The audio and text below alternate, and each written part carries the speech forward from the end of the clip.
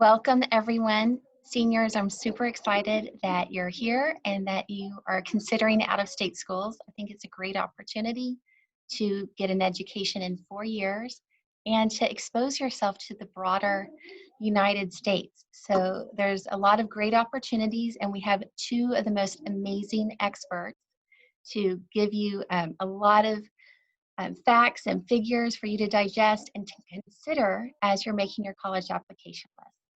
So first we have Ashley, who's from the University of Tennessee, and then we have Kelsey from the University of Pittsburgh. Both are great schools, and I hope you will consider them as you are considering all schools. Thank you. Awesome. Okay, thanks, Amy. So are we good to go ahead and take things over from here? Great. So thanks again, Amy. And like Amy mentioned, my name is Ashley Anderson. I'm going to give a brief introduction about myself, and then I'm going to let my wonderful colleague, Kelsey, tell us a little bit about herself. But again, my name's Ashley. I represent the University of Tennessee. I'm originally from East Tennessee. You might be able to hear it just a little bit in the accent. But I actually, just like many of you, because you're here for this presentation and you're interested in out-of-state schools, I was interested in going out of state. So I looked at some schools in Tennessee, but I knew I wanted to spread my wings a little bit and experience a little bit of a different culture and meet people who were different than me. My dream was actually to attend a school in Maine. Don't ask why, because in hindsight, I'm like, that would have been freezing and terrible.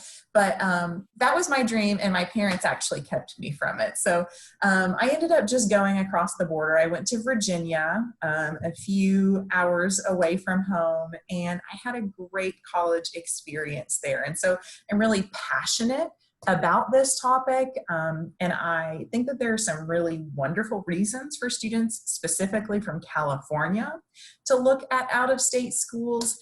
So that's why Kelsey and I are here today.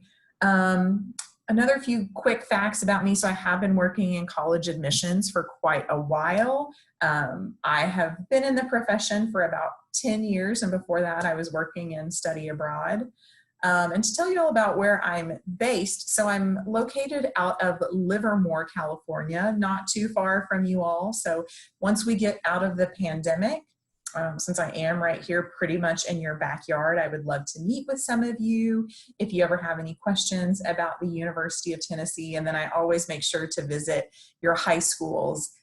So hopefully I'll be able to make a visit happen maybe this spring, or who knows, maybe next year once all this calms down.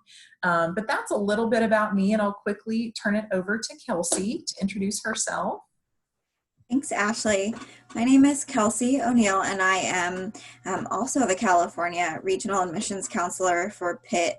Unlike Ashley, I am based in Southern California in the Los Angeles area. So I'm not too far away from you guys, and on a typical year, I would be up in the Northern California like every other week visiting the schools and doing fairs.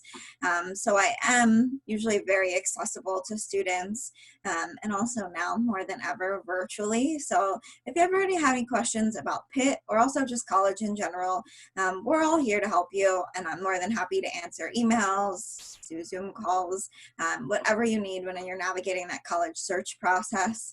I know your high school counselors are wonderful and are a great resource to you, but sometimes with hundreds of different colleges across the country, it would be nice for them to not have all that extra nitty-gritty questions on them. So we're here to help you. The regional organization that Ashley's going to talk about in a little bit is here to help you.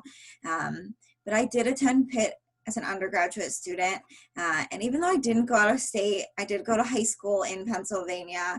When I made my college list, I applied to 6 schools, and 5 of them were in different states, mostly Florida and California. And my parents made me pick a school, in-state school, and that was Pitt. And I fell in love with it when I went to visit. So I got a little deterred from going out of state once I fell in love with Pitt, but I can tell you from our presentation today, we're going to talk about a lot of different options that I wish I would have known that out of state schools can offer to you to make it affordable and easy to go out of state. So thank you guys for coming today, and we're excited to teach you a little bit about what hundreds of colleges across the country have to offer for you guys. So I'll pass it back to Ashley, and she's going to kick us off. Awesome. Great. Okay, guys. So as you know, our presentation is all about considering out-of-state options. So that's the title here for our presentation. And Kelsey gave me a great lead-in to talk about our regional organization, which we call RAC for short. And that stands for the Regional Admission Counselors of California. So let me tell you a little bit about this organization. What is RAC? And first of all, I'm just going to read this definition. So RAC stands for the Regional Admission Counselors of California. And we are an organization comprised of more than, and I will have to apologize here because the photos on the right side of my screen are cutting off a little bit of the text. Is it 176? I can't see. 173. 173, perfect. 173 different admission professionals from over 119 different institutions who work with students and counselors throughout California while representing universities and colleges outside of California. So to kind of sum that up, here you can see the numbers. So there are a lot of us, like Kelsey and myself, who represent out-of-state schools, but live here in California and participate in RAC. Now, just so you know, not all of the RAC counselors who represent out-of-state schools live here in California, but the majority of us do. And that's important for a handful of reasons. One of the big ones is we're accessible. Again, you know, once we get out of this pandemic and life gets back to normal and admission counselors are able to visit the high schools, that's what we do. And instead of me getting on a plane from Tennessee and having to come all the way out to California and maybe just spend a week or two here, I have the luxury of being here permanently. So whenever a college fair comes up, whenever your high school counselors want us to visit, whenever students want to just meet informally for coffee at a coffee shop in your area, something like that, we're here, we are accessible. Also, it's really nice that we're obviously on the same time zone because it can get a little tricky, right? Both Kelsey and I represent schools that are, I assume, Kelsey, you're in Eastern Standard Time, just like me. So, you know, that can be a little bit confusing, trying to do the math and figure out, you know, I want to call this school, but what are their hours of operation? You don't have to worry about that when you have a regional admission counselor. And then also, we understand the issues that are facing students from California. I think we will all agree that California is a pretty unique state. We're different from a lot of other places, and certainly our higher education system is different. And so it's nice to know that when you are talking with an admission representative, even from an out-of-state school, that they understand what it is that you're going through. So students, I really encourage you to utilize RAC as a resource, and this has maybe never been as important as it is for this upcoming year because we are going to be providing tons of college fairs, virtual college fairs for you to attend this fall, which will give you access to all of the 100 plus institutions that we represent. So please follow us on social media if you're able to. We are on Instagram, we're on Facebook. We have a really incredible YouTube channel where you can find our videos. So check us out. Also, if you just want to go to our RAC website and look at our directory, you can see a list of all the different schools that are a part of RAC and the contact information for each of the representatives. Okay, so now that you're familiar with RAC, we're going to talk a little bit about kind of some of the numbers which help make a case for why you would want to look at going out of state. So you'll see here in California, we have, and you guys are going to have to help me with the numbers again here because my screen's getting a little cut off. Kelsey, is it California has 145, perfect. 145 four-year college options. Now that sounds like a lot, right?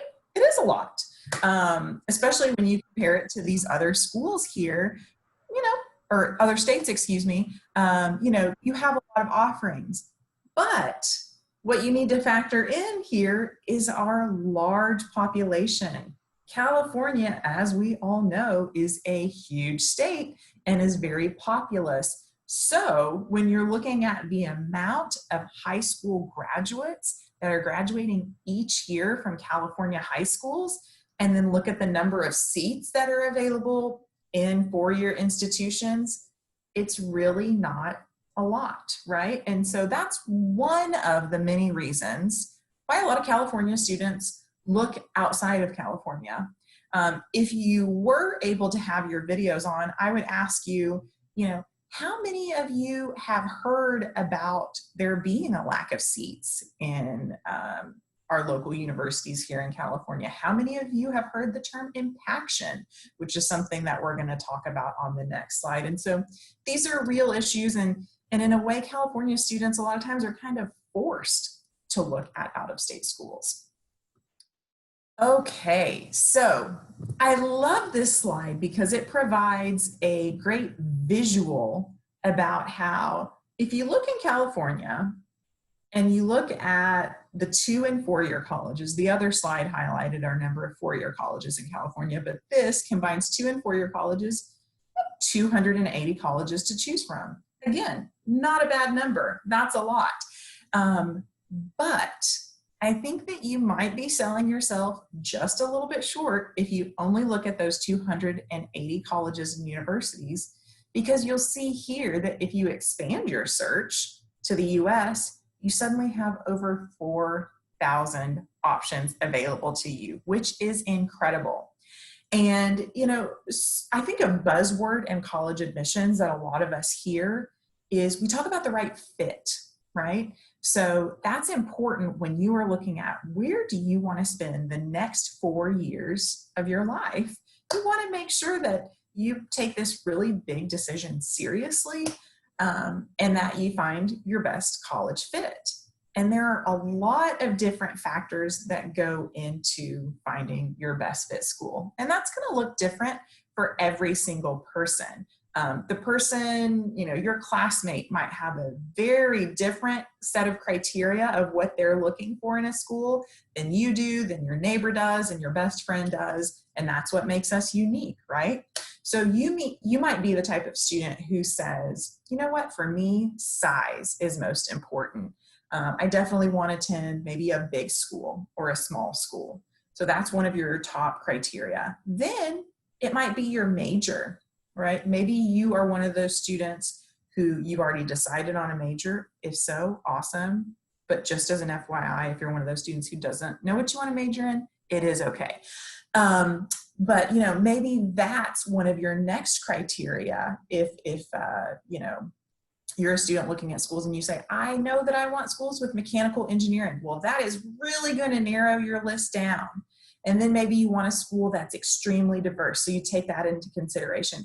And you start narrowing down your choices, right? Well, if you're really looking for that perfect fit school, it might not exist in California, right? Especially if you're looking for a niche area or a niche area or just something really in particular. So I encourage you to expand your options, look outside of California, and you might find that your perfect fit school is in Montana or is in New York or is in Florida, who knows? But, really the opportunities are limitless. And I say that this is a time to dream big, right? And think about where you can envision yourself and what's most important to you. And when I look back on my college search, I think, I'm the type of person that I love the beach. Why did I not look at schools in like Miami or South Carolina, something like that? This is your time to dream big, right? And really expand those options. And If you look outside of the United States, you suddenly have over 17,000 options if you look at international schools. And within RAC, we have quite a few international schools that are with us. And many, I think the numbers of students that are looking at international opportunities is just growing by the year. Now, this year might be the exception with COVID, but I do encourage you to consider international options if that's something that interests you. Okay, so moving on, here are some really concrete advantages to looking at out-of-state schools. And the first one I'm going to talk about is majors aren't impacted. I already alluded to this just a little bit, but for those of you who aren't familiar with this term, it's something that is kind of a big issue with many California schools. Not all California schools, but many California schools face this issue, and that is they simply don't have enough seats in their classrooms for all of the students that they have admitted. And so students have a hard time getting into the classes that they need in some cases. And so it's always good to ask the colleges and universities that you're working with, are you impacted? If so, what majors are impacted at your university? And then maybe another follow-up question is, how long is it taking students to graduate from your university, and specifically for the major that you're looking at? And you might find that, you know, maybe the major that you're looking at a particular school is more of a 6-year graduation rate than a 4-year graduation rate. But some of the good news is, if you do look at out-of-state schools, to my knowledge, there are no out-of-state schools that are impacted. It's truly a California issue. So, you know, you can come up and you can ask me, do you have any impacted majors? And sometimes it almost makes me laugh because it's just a non-issue at the University of Tennessee, which is something that's so great. No, none of our programs are impacted. So what that means is when you come to us for a 4-year degree, as long as you stay on track and nothing, you know, crazy happens that impedes you from attaining that goal of graduating in 4 years, should be able to make it happen. So that means that you're saving a lot of money and you're starting your career right on time, starting it earlier than you might have been able to at some other schools. And so that means that you are going to be making money once you graduate, once you land that job, rather than still paying you know, college tuition and potentially spending another year in college, another year or year and a half or 2. Also, if you expand your options, you're going to find that you have more direct entry opportunities, and this is going to be into many different types of majors, everything from business to engineering, nursing. So again, you're just expanding your options if you look outside of California. And then one of my favorite things to talk about is we tend to have much higher acceptance rates at out-of-state schools. There's a statistic here, there's a number, which is the national average acceptance rate. And I'm going to let Kelsey kind of blow your minds with that stat. But I encourage you on this slide just to start thinking about some of the college acceptance rates that you've heard of for schools here in California. And I think they can be daunting because some of the acceptance rates for schools in California, as you will see, are really quite low. And I think sometimes it actually worries, it makes students feel like they're not good enough, like they don't have a chance of getting into college. But, you know, that's certainly not the case, and especially not so if you open up your options and you do look at those out-of-state schools. So, Kelsey, remind me, this is my ending point, right? Yeah? Right. Awesome. I am going to turn it over to Kelsey right now, folks. Thanks, Ashley. So as she switches to the next slide, I'm going to kick off with talking about the acceptance rate that she alluded to. And if you see these numbers here, it may surprise you or it may not, but I would assume it's going to surprise most of you. As you can see, we have a scale of selectivity when it comes to colleges. So a college like Stanford or one of your strong Ivy League schools, I'm sure Harvard and Yale are probably very similar. They have less than a 5% acceptance rate. So when you think about that in terms of applications, whether they get 100 applications, only 5 students would be admitted. If they got 1,000, only 50 students would be admitted. And on that scale, you can see that it is extremely competitive and very hard to get one of those spots. Another state school in California that's very popular, I'm sure, is UCLA. So it's almost more than double what Stanford is, but it's still really low. 1 out of every 10 applicants on average is going to get accepted to UCLA. Then we get to UC Berkeley, and probably some of the other Cal States and UCs fall similar to this, around 16, 17%. That's still really selective. The national average for admission to college is 66%. So that means more than likely 1 out of every 2 students is getting into those colleges. And this could range. There are some schools that I know of, I've heard in RAC, that have 100% acceptance rate. There are going to be some that, have less. Pitt, we're about 55%. But that can vary depending on the program and time of year you apply. So every school is going to be very different. But just because if you're looking at California schools, you probably are very stressed out when you hear those acceptance rates, or even when you're in the process of applying to them, if you're going to get a spot or not. Just know there are thousands of other schools that want you, that will value you, and that there will be spots for you and you will do just excellent at. So don't let those numbers scare you, because more likely than not, every other college outside of the state of California, 95% of them are going to be above that acceptance rate of Stanford.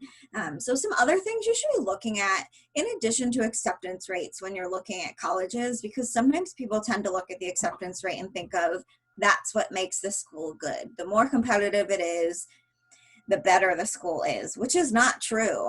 There are schools like Stanford and Harvard that just because of the name, students are applying to, even if they don't fit the traditional student profile in any way. So they're getting tons of applications that are affecting that acceptance rate. So some other things you should look at when looking at schools to see not only if it's a good fit for you, but kind of where it stands in that prestige category in your eyes are, how well do you fit the profile?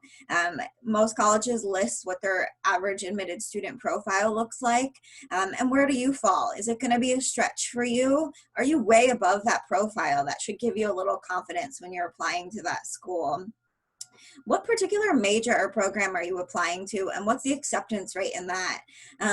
If I can speak from personal example, our School of Arts and Sciences is going to have a much higher acceptance rate than our School of Nursing, just because our School of Nursing only has 150 spots for freshmen, and our Arts and Sciences has 3,700 spots.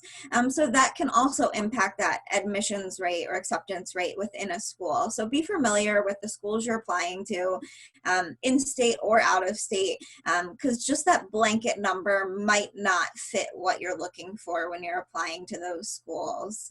And if you are looking at a school that has a more selective acceptance rate, think of all the factors that come into your application, and we'll touch base on this a little further in the presentation, but just kind of what else are they looking at besides grades, besides standardized test scores, and how can you impact that directly? So what can you do starting now as a junior or even a senior to higher your chances of getting accepted into college? And we're going to talk about that, but also 1 or 2 other things, which we will go on to on the next slide, of cost of living and financial aid. So we're going to talk a little bit about probably a fictional idea that you probably have, and I'm sure a lot of your parents also have this idea, is that going out of state is going to cost more.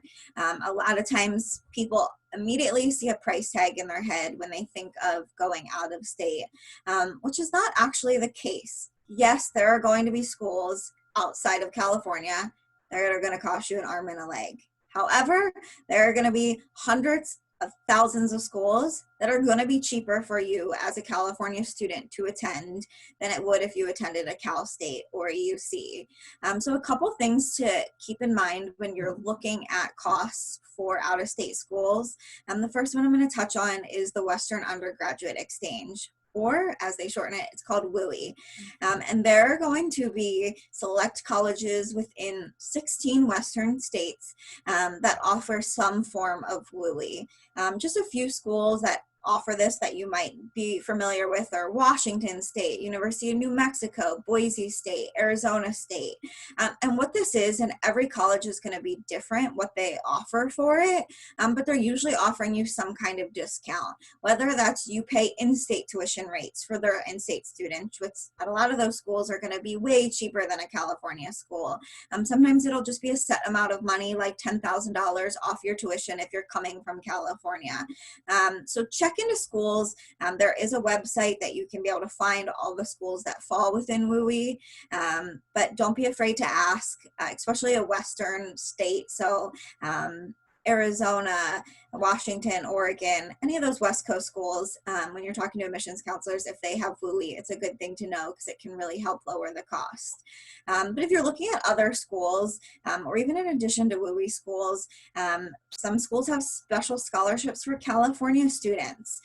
So I've heard of certain schools like, I think, University of Louisville, or I know I probably said that wrong and she would be disappointed in me right now, that they might offer $10,000 to any California student that is admitted to their school. So don't be afraid to ask, do your research. There are dozens and dozens of schools that offer, just because of your geographical location, they're going to give you a scholarship. And then we get more into that financial aid aspect. So we have merit-based scholarships, which are going to be academically based. So they're going to be based off of your grades or test scores. It'll vary college to college, but that's what merit-based means. And then need-based scholarships or grants are going to be based off of your family income. You will complete the FAFSA, which is a whole nother conversation, but that will be something you'd work on with your parents or your guardian to create your family income. It's sent to colleges that you apply to, and then sometimes they'll give you scholarships, grants, loans, depending on the school. So some colleges will meet full need, which means any gap that you have in paying for your tuition, they will give you some kind of aid to fill that. Boston College, Gettysburg, are just two that I know of out of state. There are hundreds of them that will meet that. And one more thing to think of when you're looking at schools outside of California is the cost of living. So it would probably shock some of you guys to know that a gallon of gas in Texas right now is about $1.25. An apartment a block from my campus in Pittsburgh for a one-bedroom apartment is $500-600. So you guys are a little skewed when it comes to what cost of living is, because in California, even if tuition is a little cheaper, to get housing at UC Irvine might cost you $4,000 or $5,000 a semester, where that could be 4 years of housing at the University of New Mexico. So pay attention to that when you're applying to schools and looking at schools, that every little thing will add up. And if you're looking at locations that are cheaper than California, that can really benefit you in a lot of ways. You can actually enjoy doing things outside of your campus on a college budget, like going out to eat at restaurants and going to museums and football games and concerts, because you're not spending all of your hard-earned money on food, gas, housing. So just another thing to think of. But on the next slide that you can see, you see a little bit of a comparison for average costs. When we say average, this varies greatly, depending on scholarships, financial aid, different things that will affect your tuition. But you can see that a traditional UC is going to cost on average per year around $36,000. A traditional out-of-state college, and this has the highest of highs and the lowest of lows factored in there, will be around $38,000. So it is not going to cost you much more. And again, that can vary depending on all the different resources you get. Sometimes you think private colleges are going to be a lot more expensive because they don't have in-state or out-of-state tuition. So an average private college might cost around $49,000, which is a lot of money. But just know they might offer way more in scholarships. I've heard some of the scholarships that private schools offer, and it makes me wonder why I didn't apply to more private colleges and universities. So there are going to be a lot of different things that factor into your college decision, but please do not let money scare you. It's definitely an important conversation to have with your admissions counselors, with your parents from early on. You don't want to commit to a school or do early decision and then get that tuition bill and be shocked when you owe $70,000 because you never had the conversation early on. So don't be scared to ask. Reach out to your admissions counselor. If you ask me personally, sometimes I will tell you things that are not going to be easy to find on our website when it comes to getting scholarships and financial aid. And I know all other colleges have those insider tips to help it be as affordable as possible. Also, networking with your admissions counselors will really help affect and change this.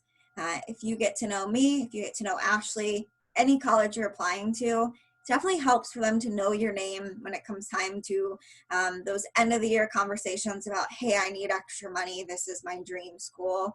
If I've never met you before, it's going to be really hard to fight for you of why we should give you more money to come to our school when you've never showed interest. But if I've met you 3-4 times, I know you visited campus when it's safe to do so. And if you came to your high school visit, all those different things, then it makes it easier to have these conversations and work with you in our financial aid office. So don't be scared to talk money, do it early, and there are going to be a lot of affordable options. So just a few additional benefits before we wrap up on why you might want to go out of state. And Ashley really hit home on this early on. Go outside of your comfort zone. This is one time in your life that you can go live with thousands of other kids your age on your own, away from mom and dad, which may be good or may not be good, but hey, you can always come back and visit on all your breaks. You can come home on weekends. If you decide you've never seen snow before, but you want to go to a school that has beautiful winters and falls and the leaves change, now's the time to do it. Because guess what? If you don't like it, you don't have to buy a house. You can move back home after college. You can go try somewhere else. But it's just like studying abroad. It's a great time to learn about different cultures, and every state is very different, and the things they value are very different, and the people from them are very different. So now's the time to really go explore that new area or thing you were really excited about that you might not have the chance to do close to home. Can make new friends. My roommate at Pitt was from Portland, Oregon, and we are still best friends to this day. So I got the chance in college over one break. I flew to Oregon to go see it. I had never been there. I was from the East Coast.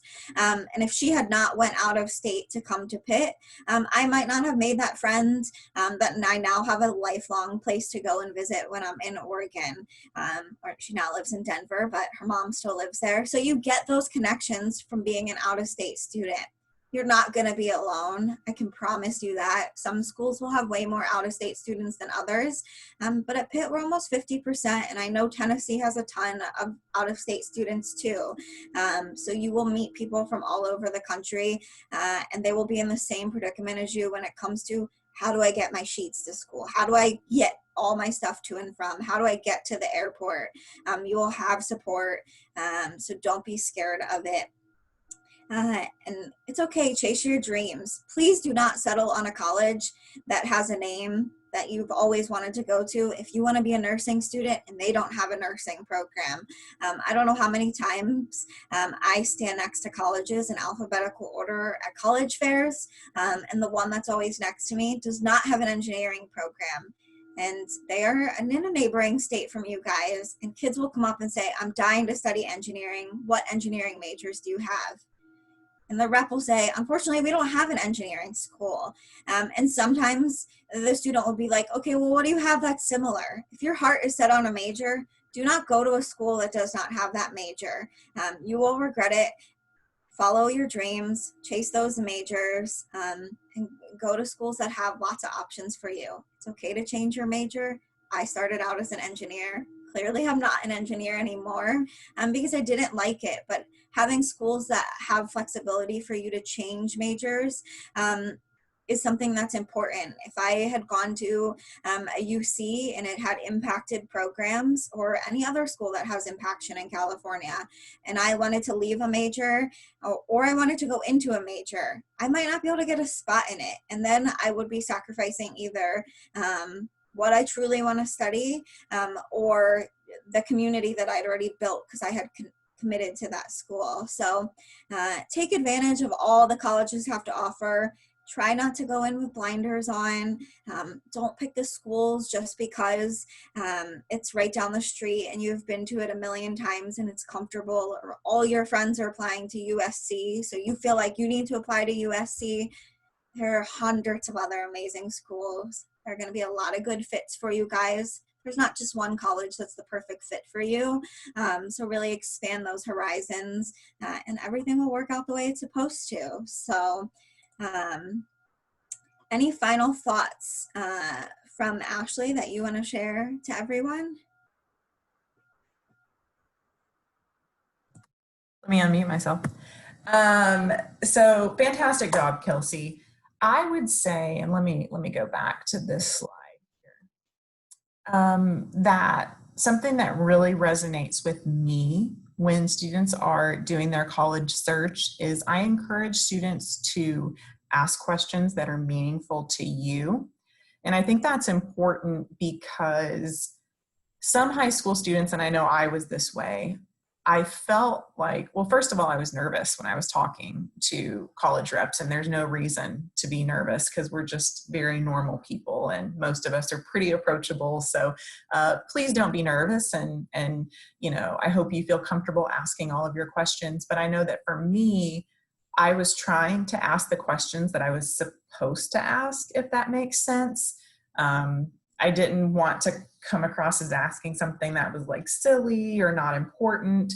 And so, you know, I ended up asking questions that I had heard before about like student to faculty ratio and things like that, that honestly weren't all that important to me. And instead I should have been asking about the things that I really cared about. So I knew I wanted to be a language major, and I should have been asking about, you know, what types of study abroad opportunities do you have, and what clubs do you have for language majors, and what types of volunteer opportunities for language majors. And so I feel like I missed out on that piece, and there would have maybe been a better fit for me had I asked the right questions. So I encourage students to spend some time thinking about what those things are that are most important to you, and make sure to get those questions answered during the process. Two last things. One, based off of what Ashley said, we're normal people and our job title is admissions counselor. We want to help you get into college. We want to help you get admitted somewhere. We don't want to deny you. So use us as that valuable resource so that we can help you get admission into whatever school you're looking into. And then also one last thing, this is a really unique year for upcoming seniors. We understand we are living the same predicament as you, just a lot older than you. Juniors, when it comes your time, we're going to remember what happened in the spring of your sophomore year, the fall of your junior year. We will be as accommodating as possible, so don't hesitate to ask, because if you don't ask, you're never going to get the answer you're looking for. So please remember that. Please remember we're trying to be as flexible as possible. So if you need something, don't hesitate to ask. And we're going to be really understanding. Don't put the extra pressure on yourself thinking that we're not going to understand what's going on in your situation. And take advantage of all the things schools are offering you virtually right now. It's unique that you can, you know, probably take a tour of every college in the country online at this point in time, or connect with students and counselors from those schools. So use it to your advantage and try to breathe. Don't stress too much. We're trying to figure it out at the exact same time you are, even though I probably think adults think they're older and wiser. we're not that much. We're still figuring it out. So just hang in there with us and we'll hang in there with you too. Awesome. That was great advice, Kelsey. Amy, did you have something to say? Yes, so what I'm going to do is I'm actually going to stop recording now because you're about to